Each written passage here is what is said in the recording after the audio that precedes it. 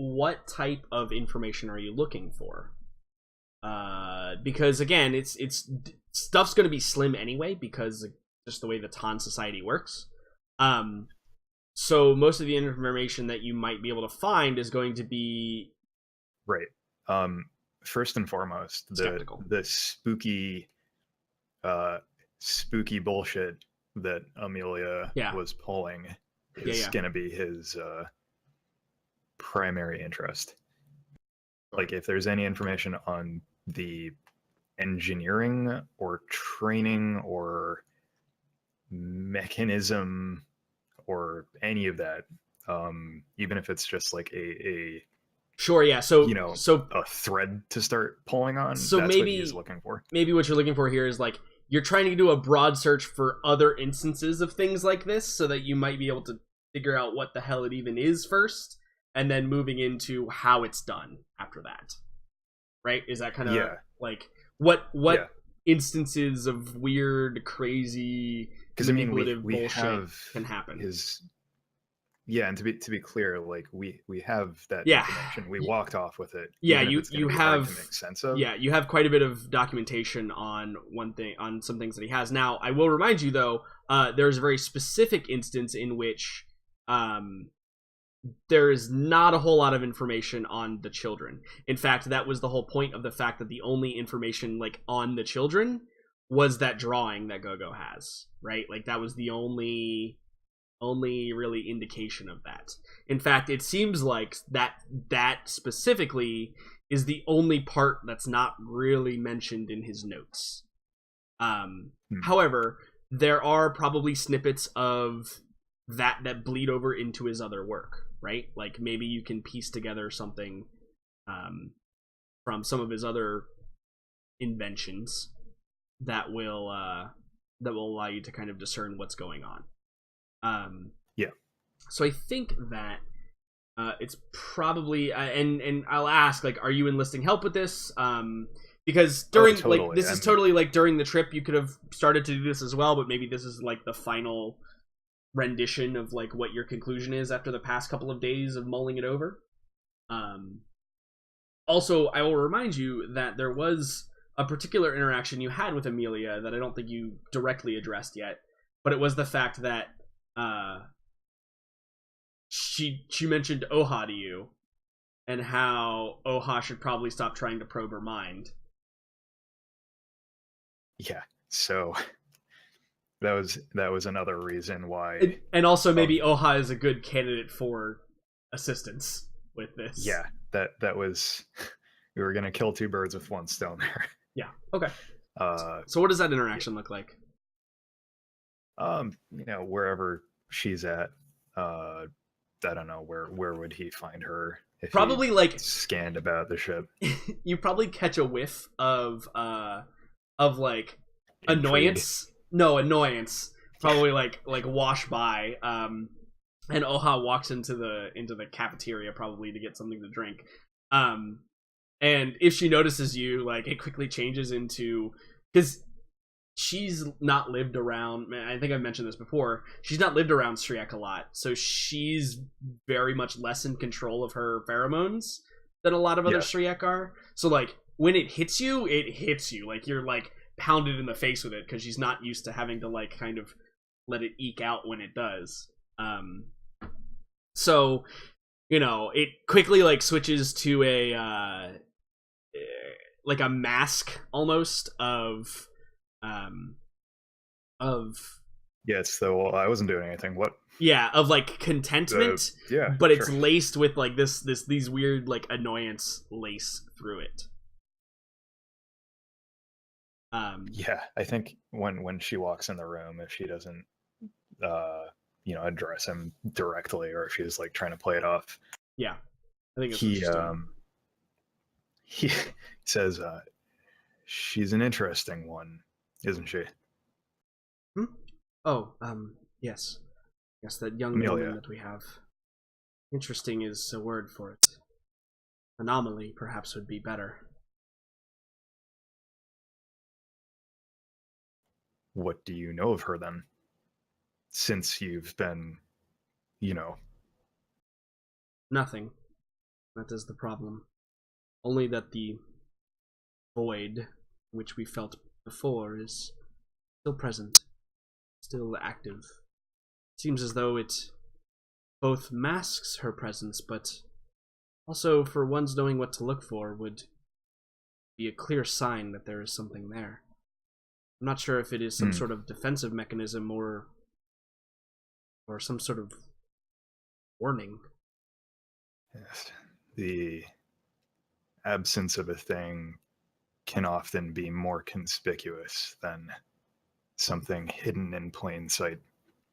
Yes, and the theories that I have come up with are as things as we talk about them so congruously. Always want to fill a void. I think that perhaps, well, the more I think about it, it might be the opposite of a defensive mechanism, but instead a trap of some sort. Something to lure those that are capable and curious towards it. Well, it's a trap I fell into. As did we both. On that note, she's made it clear she's acutely aware of your investigation. She's not a fan. I think she just kind of like shakes her head and she says, well, I suppose that if I haven't gotten anything by now, I won't. By the way, hey, I have maybe to not ask, from her, but this is somewhat off topic, but has Chen been acting funnily lately? not interacted with him all that much since I've been on the ship. Well, I just suspected since you were helping him with his training that perhaps you've picked up on anything. He just almost bowled me over in the hallway. She kind of like looks back and that annoyance kind of spikes a little bit. He says, he's rushing. Looks like he was dragging Gogo somewhere. I'm sure it is nothing but just the more strangeness that is associated with him. Anyway, what should we do about this Amelia character? We do nothing. But I think like a very accusatory scent comes across like, no, I'm smarter than that. I know that you're lying, right? That's like or at least that's what she suspects.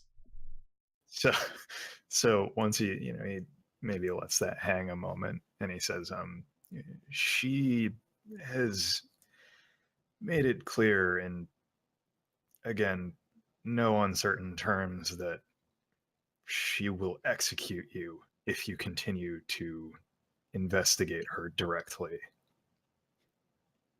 I don't know that I can stop her. I think that is the problem. I don't know if any of us can. Maybe Chan. Gathered she has some strange fascination for the boy. I believe that has more to do with his condition than anything, but perhaps I am wrong in that. Either way, the absence of two things, perhaps, drawn to each other. It's strange how the universe spins around us.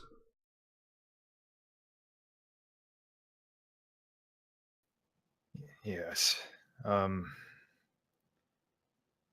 far as Amelia is concerned, I wish her off this ship as soon as we can complete our contract. However, her father, we have some information on, I think, that we can work on while we travel. Yes, this Johann. I'm doing some of my own, well, say, perhaps preliminary research. And, well, found out some interesting information about this Johann. Looked over some of the notes that Gogo gathered and Chen organized, and it seems that he had a slew of contracts in connection with entities outside of Tan space, which, as you and I both know, would be very strange. Not? Now, there's not a whole lot of mention in the stuff that we've gathered as to what these were, but I believe that there might be a coincidence here. One of those things that, if we have so much information on everything else that he was doing, but none on this... And she kind of just, like, looks up to, like, the second level cargo bay. He nods. Yeah. Then perhaps it might be a connection. I was able to narrow down a few, at least, locations that might be interesting to us. One in particular, 0507. Looks like there was some correspondence, although it was too far beyond my ability to track. But, do you know of a planet, Nicaea? Yes, the flaming green skull sector. I know well. Yes. Surely that's where we have to go. He says, yes, I'm familiar with Nicaea. Yes, it seems that they live in some sort of divergent culture from typical humanity. Very closed in, but it is strange that two particular factions of species who don't really interact with the outside world would be in contact, isn't it? I'm sure there's more there, but nothing that I can find. Perhaps that attitude makes them fast friends. Indeed, but once an isolationist, always an isolationist, I think. There's something on the deeper level there. I'm unable to access it. In addition, I've discovered some interesting, she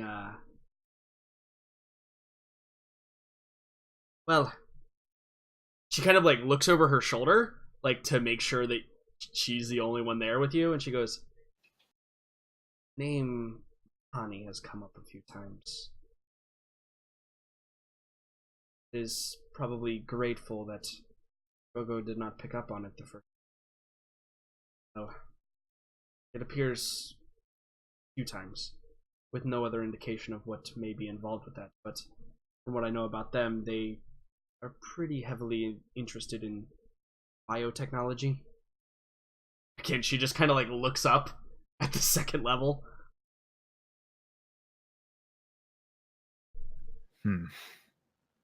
Seems like there would not be a bad place to dig around then, I suppose. Yeah. If we can keep Gogo from burning it down before we learn anything. I don't know if that's necessarily the worst plan. I mean, I'll carry a flare if it need be.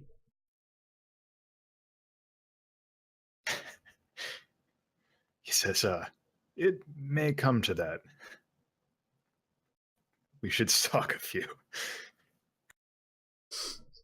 Yeah, and I think she just perhaps dust them from orbit with radioactive tungsten. It's cheap. I wonder why we haven't done it before. Oh, there's a first time for everything. We can't possibly go anywhere else that we've already burned all of our bridges, right?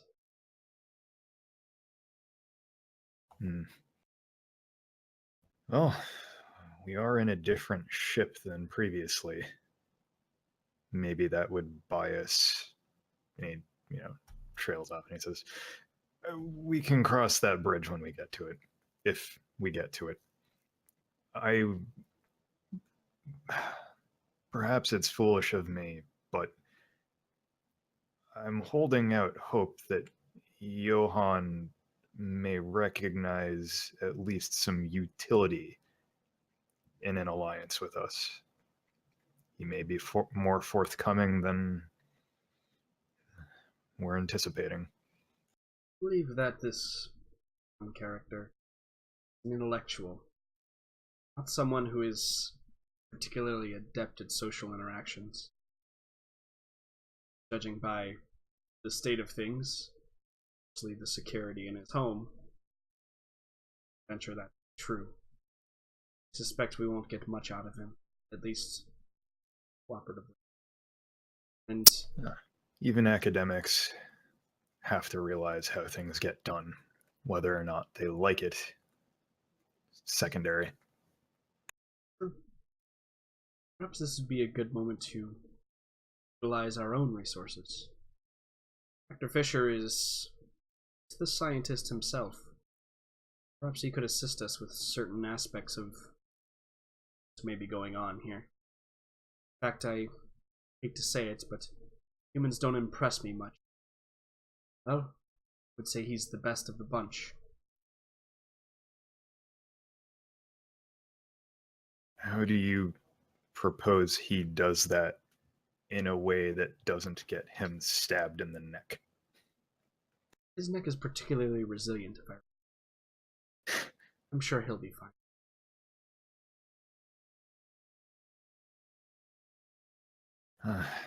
We can always send Chan for backup.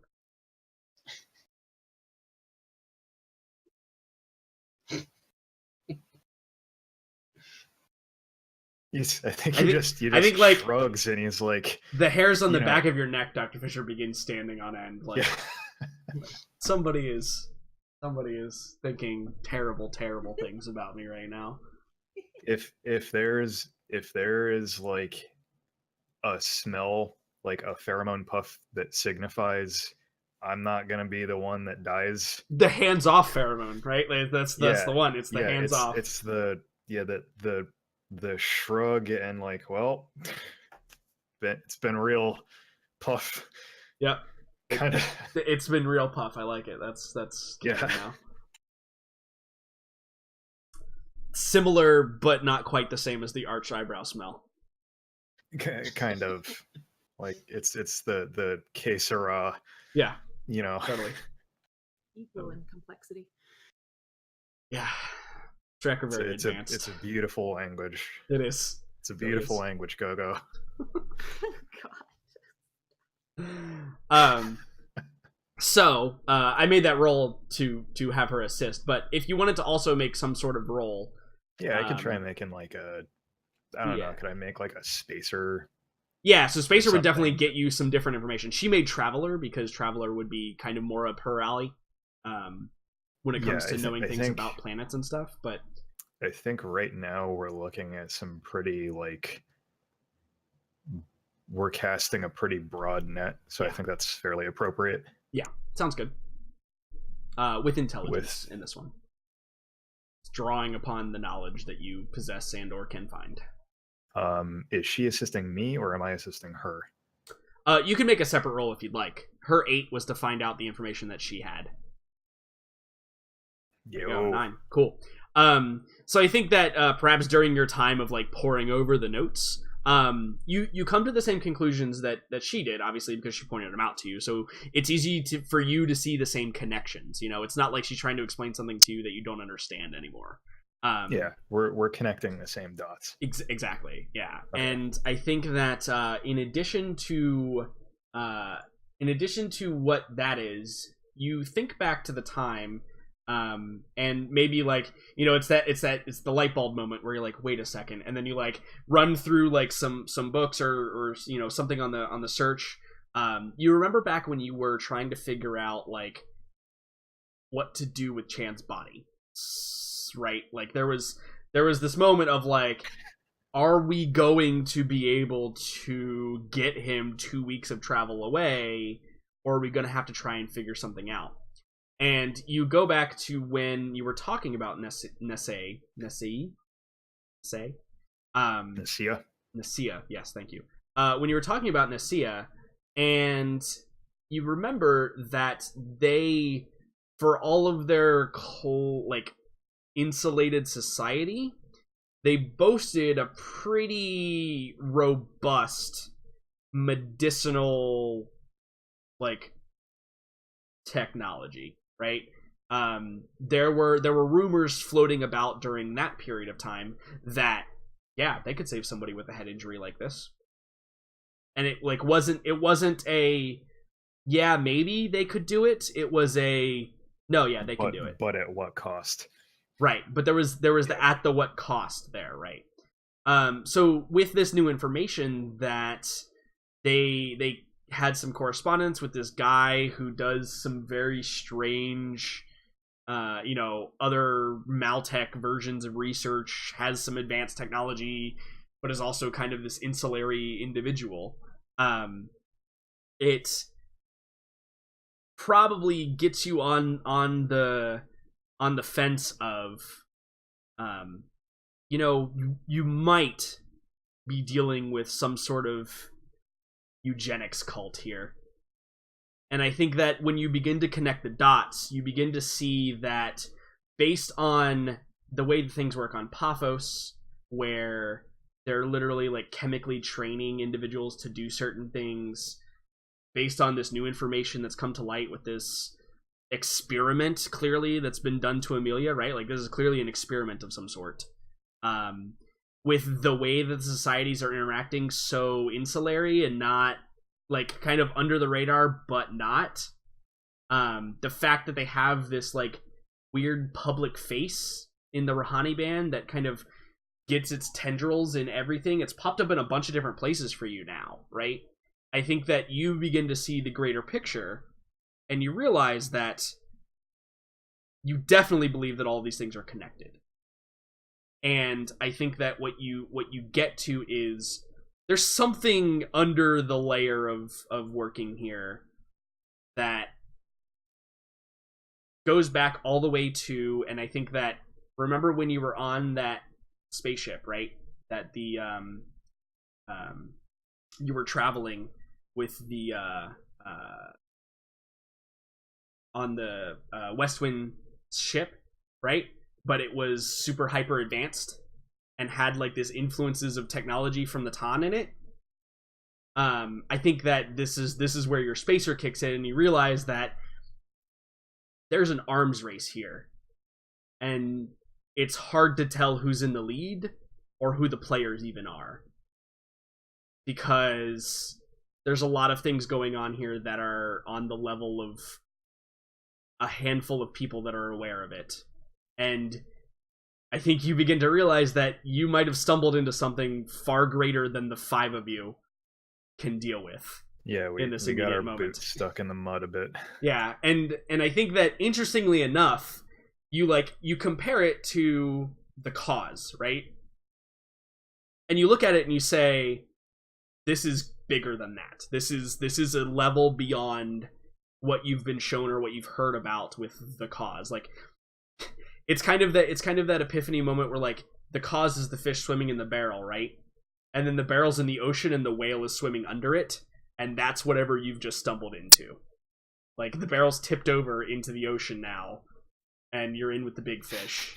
And is that a good analogy? Does that all make sense for what perhaps I'm trying to describe here to you? So I think maybe as they're poring over their notes together, that kind of like washes over him, and he just like maybe there's an understanding, again, like unspoken communication between the two of them, that like they both start to get it. Yeah. And he says, we may not have a choice but to look further into this if we're to make it out, wherever out even is anymore. Yeah, and I think she probably like nods and she says, yes, or we could just go back to Raimondi and live happily the rest of our days. That also seems good. Someday. I think like she just sighs. Yeah. He says, Raimondi will not go untouched by this. It is true, but What are the chances that it is not already touched by this?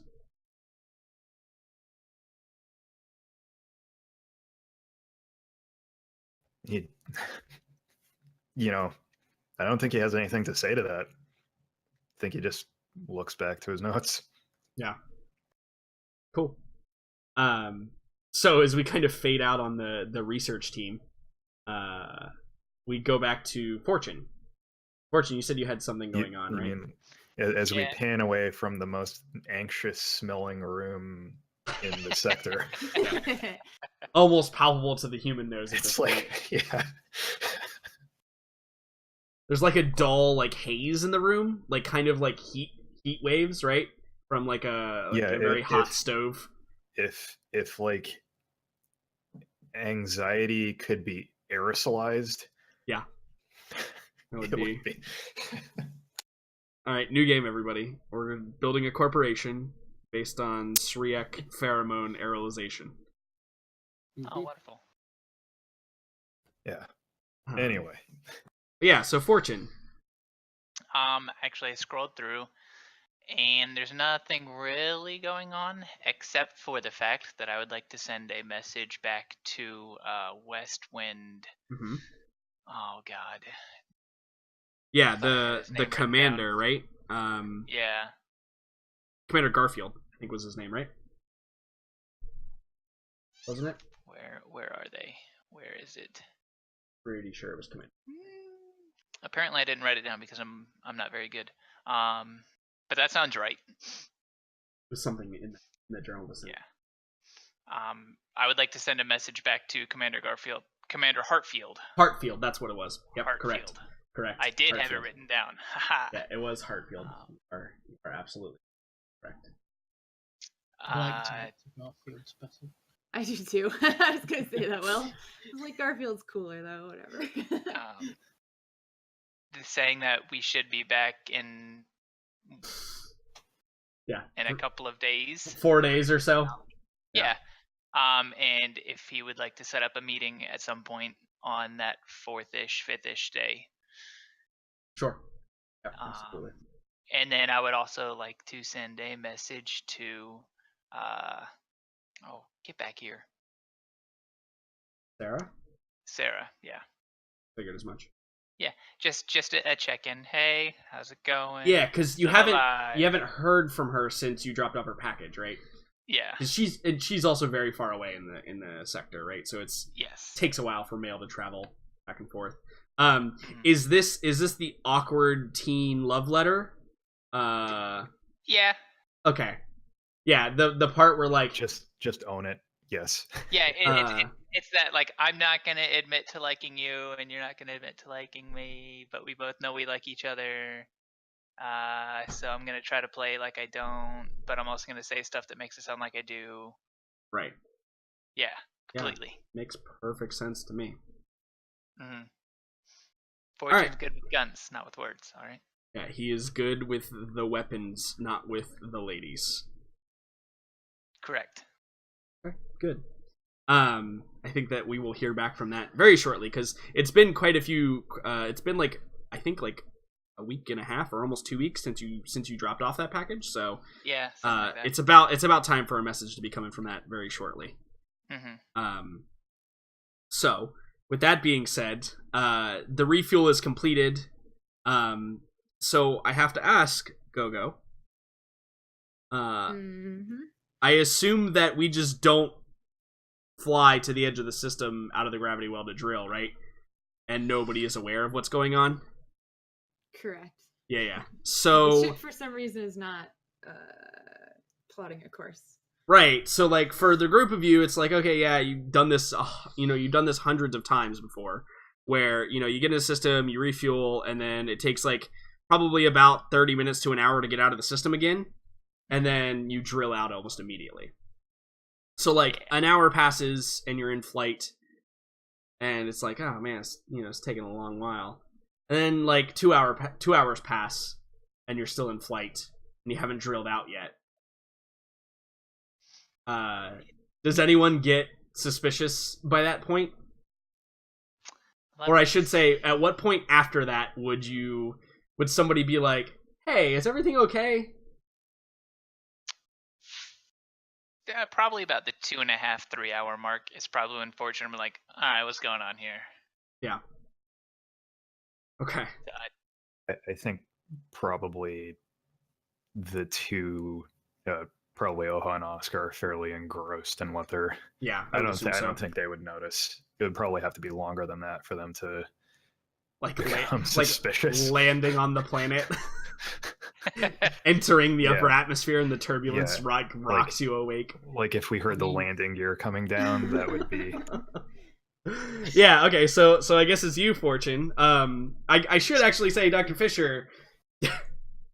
Go Oh no, leaves. I live just like how Oscar described, like, Right. all the time. Just all the time. If I only stop what I'm doing when I get the thud of the landing gear, it's Yeah. like, oh, are we somewhere new now? I Good. should probably check that out. Excellent. So, Fortune, do you just comms, or do you head up to the cockpit to see Go? No, I probably head over to the cockpit to see if like no one's manning the helm or what's going on. If Gogo's like slumped over the steering wheel. Yeah. Yeah. So Gogo, you're just en route. You're in normal space, just flying. Gogo, what do you look like when Fortune walks in through the main cockpit doors? Yeah, so I think you see her seated at her console, and she has like her normal flight stuff up, but then also on her other side panels and screens, she has all these, to you, which look like really strange maps. And they're all obviously maps of this Devil's Bank route. And she's like clearly multitasking of like, you know, her normal stuff, but then also trying to pinpoint certain areas that she knows are like the most heavy with debris, places that she knows where are the most wrecks and where the hardest turns and things like that. So that she's like, and she has them all like marked and circled, and like notes are taken on it, and like really crazy stuff. What is going on right now in terms of what somebody would come across her looking at. All right. So I'm just gonna pretend like that's not there, kind of ish, because I don't know what it is. Yeah, it's like, probably yeah. You know, also Gogo is susceptible to like reading like. Well, I think I handed like her. what did we say magazine. before? Yeah, tabloids, but like we came up with some specific word for the like Space Weekly or something like that. yeah, like the yeah, just what was it? Something the like weird that. celebrity trash tabloids. So Yeah. it's probably nothing new. So I'm like, how much longer till we get to where we can drill? Well, we're not. Uh, We're not there yet? Yeah, I know. But how much longer? No, we're not gonna drill. At least not right now. Got some other business to take care of. She's like only half listening to you, still looking at these maps, enhancing and making smaller, and enhancing and making smaller certain areas of it. What's going on? Well, and I think that instead of explaining it on one of the screens, she just brings up the message and hits play. Yeah, so you see like the same message. Now you never met Felix. I never did. Yeah, because you were off delivering a package for Sarah at the time. You and Oscar were not there present. Correct. Heard.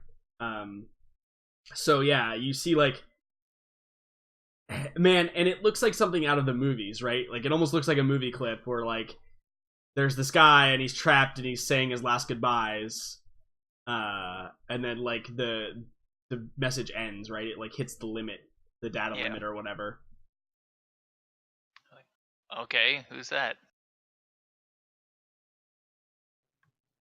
I think she stops everything that she's doing and turns in her chair, and she just says, "It's my dad." Oh. So we're going to your dad. She just nods.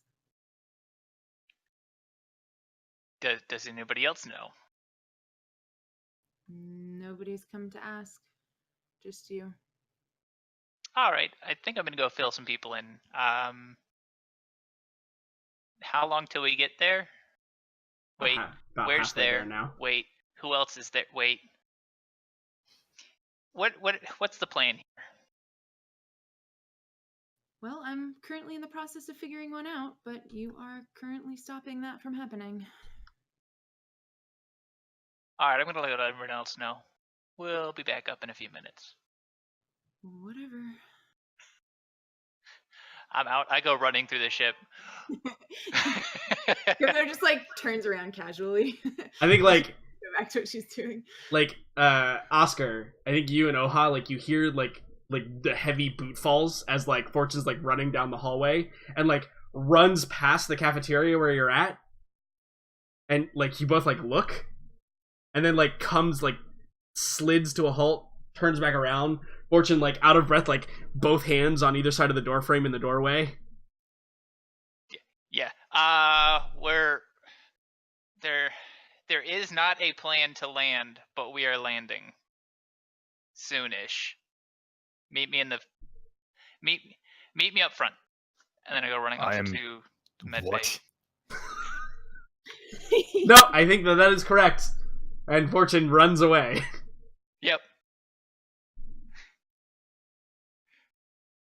Off to the med bay. Same thing happens.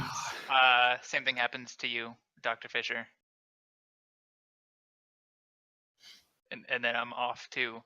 I guess the only other person to find that I would think of would be Chan. Was Chan in the squad or in the? No, Chan's probably in engineering doing his normal thing. All right. I'd probably do the same thing with Chan then. Yeah, and I think that you just get understood. Which I expect nothing less. Right. Like, it's just Chan, right? He's like, yep, Yeah. It's fine. We got this. It's fine. Let's do it. Consistent he is. Yeah. So I head back up to the front of the ship. Oscar, do I beat everyone else there because I'm running? Yeah, like, my question is, Oscar, like, what do you do? And Dr. Fisher, what do you do? When Oscar is up there before Fortune. Okay. Like, teleport. Yeah, exactly. Just like appears sitting in his seat, right in the captain's chair. I think he just says, he goes up to Gogo, like poofs in, then walks up to Gogo and he says, you understand Amelia has a limited number of days she can survive starting yesterday, right? Yeah, starting actually like 3 days ago, but yes. Right. I'm losing track of time. Just for No, I think yes. I think you in this moment, that makes perfect sense what you said. Yes, well, it's my understanding that so does my father. Would you like me to pick? some details would be appreciated at minimum. At this point, Fortune probably starts running back into the powering up weapons. Yeah. Gogo just Somehow turns- he's fully strapped, ready to go. Yeah. He's got like 3 laser rifles like on his back, like ready to go. Ready to hand him out as people come in. Yeah, exactly. Gogo just What- turns and says, "Here's the details," and I just like click play again. Yeah, so Oscar, you see the same message. Now again, you never met this individual either. In fact, if I recall correctly, you didn't even really say who you were going to go see, Gogo. She did not. Right? Like, Dr. Fisher's She said really it. the only person that is aware. Sure. And Chen, Dr. Fisher and Chen. Wait, And Boomer. Dr. Fisher's really the only person aware Yeah. of the full extent of... Wait, wasn't Oha with? Yes, Oha was with you as well. So yeah. So actually, it's easier to say that just Dr. Fisher or just Fortune and Oscar don't know. There you go. Correct. It says, so you know where he is then? Well, according to my maps, I have like 3 places at least that are almost certain where he is. I know him. I know that these are probably the places, and she's kind of like rambling. 3 is not certainty. It's more than I had 20 minutes ago, and if you give me 20 more minutes of silence, I could probably narrow it down from there.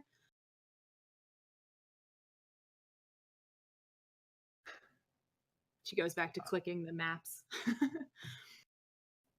He sets off back for the storage compartment. To go see Also, Amelia. at some point, I would like to make a roll to see if I can actually Yeah. narrow it down based Yeah, on no, what I know. I think that as Oscar's heading back there, I was gonna like leave you and Fortune in the cockpit here for a I moment. think so. Yeah, Fortune for the second time crosses Oscar as he's going. Yeah.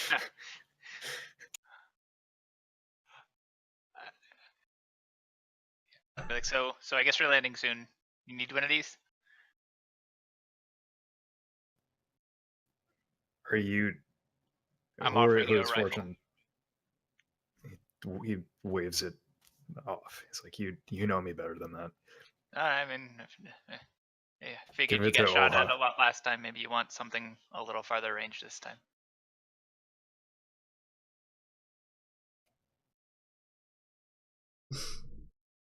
Go running off. Yeah, so he waves it off and says, "Give it to Oha." So Gogo, the Devil's Bank has been remapped quite a few times during its rendition, right? Because eventually, as parts of the course became literally impassable, they had to like either carve out different areas through the spires in the mountains, or create different like ramps, and because you remember, we recall back to the pod race, PAWD pod race. Please don't say this. That you had, it was on a specifically short course, but there was quite a bit of acrobatics that were able to be done throughout it. And kind of all courses follow that general description. Is there's a lot of ups and downs and twists and turns, and seeing as the Devil's Bank was always part of a marathon course, there's not a whole lot of like viewing area around it. Everything was probably shot with mostly like drones or like ships from above as well. So there's not a whole lot of data on the actual like terrain itself. So I think that as you're going through the maps, a lot of the ones you come across first are like the show maps, right? Like the pamphlets that are handed out, or digitally handed out to all the compads of the people that come into the races to watch. And they're like free, downloadable, and they're basically like theme park maps, right? Where it's not a good geographic map of the area at all. In fact, it's probably not even to scale. Like it's probably the Devil's Bank area on those maps probably looks huge because it's like the most crazy area that you can go through, right? So it's like this huge, massive, like winding twists and turns of an area, but that like the actual area is much smaller than that. So eventually you get into like resources for racers. So racers are privy to a bit more course identification than that. In fact, before each marathon race, it's customary for the racers to like take their own topographical data of it so they can plan strategies. So you get into some of those probably like older logs, right? Like ones that have become public. Like when famous racers went through, they probably then published their, when they retire, they publish their topographical data so they can say like, this is how I rate, like this is my strategy for this particular turn, this is what I did here. But most of that's probably pretty outdated stuff. But as far as a role is concerned, why don't we make a what kind of role would be most appropriate here? Probably a navigation role, to be honest, with intelligence, because you're or actually with wisdom. I think wisdom's probably more appropriate here because you're trying to like discern from the images that you have. You're not really using your breadth of knowledge on this one. Could I argue Sure. that because Always. Gogo has, since I childhood. love the work up to this. Since childhood. I know, it's a lot of work for this +1.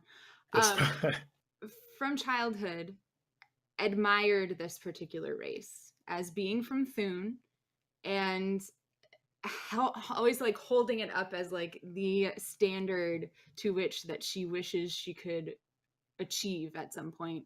And she kind of, I don't know, would have collected things over the years. So it's not even just that she's looking at new stuff, but stuff that she has like mapped out since a child, to give her more of an knowledge of this particular area. I think that it is fair to say that you could roll a luck save with advantage, give you advantage on it, to get an additional +1. Just to see if, like, since we're basing this off if I might have collected something that might help me in this particular possible situation, I think luck is probably the correct roll here. Okay, fair enough. So That was with advantage, right? Yes, Yes, it No, it was. was not. Yeah, Yes, it was. Yes, it was. Yes, Okay, it yes. was. No, it was not.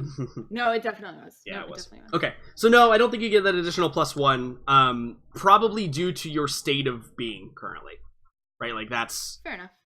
probably maybe you're overlooking something that you might know, but you definitely have a decent chance with navigation here, just learning the topographical data. It's a very important skill for racers to have, especially on Thune. Not all reflexes. A 9's pretty good. You got like 6 minutes if you wanted to reroll. You do have to keep your second roll. Could be worse though. I can roll higher than It's true. Average is one higher than that for you. that. I'm risking it. Risking it for the biscuit. Oh! Yeah! Fuck you guys. I hate this. Hey, it's not worse, I guess. Mhm. That's yeah. It does have the red box around it though, so I mean, It just feels worse. it just feels worse. Yeah, Yeah. feels worse. So Oh, well. I think that a 9 is pretty good. A 9 in this situation is going to give you I think that because you've collected all of these things, let me pull some information out for you. Hold on.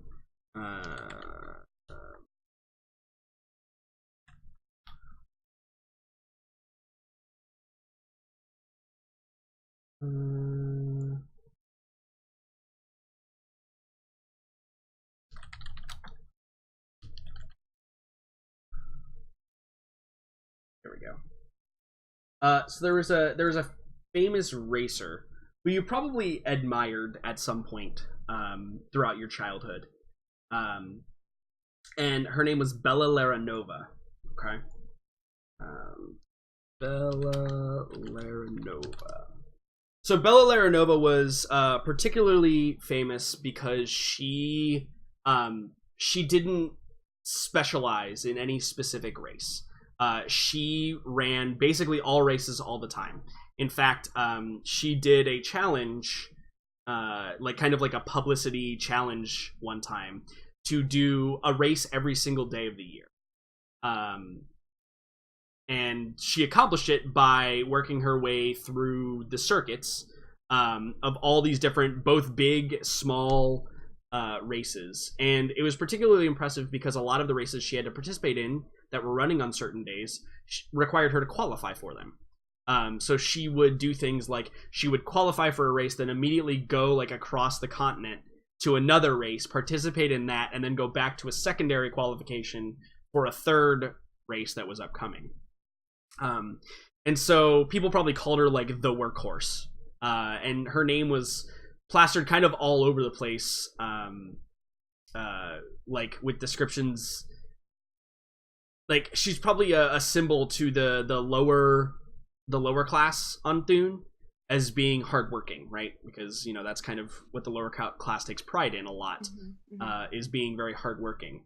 So she was like the people's champion, right? And she, you probably recall this, that during her like stint, right? One of the like last couple of races of the year was, or I should say, like the finale and the end of the year was a marathon race that included the Devil's Bank back in the day, and it was the day, like 2 days before the end of the year, during which the Devil's Bank portion of the race was upcoming. And this is particularly famous because she ended up crashing during that period of time.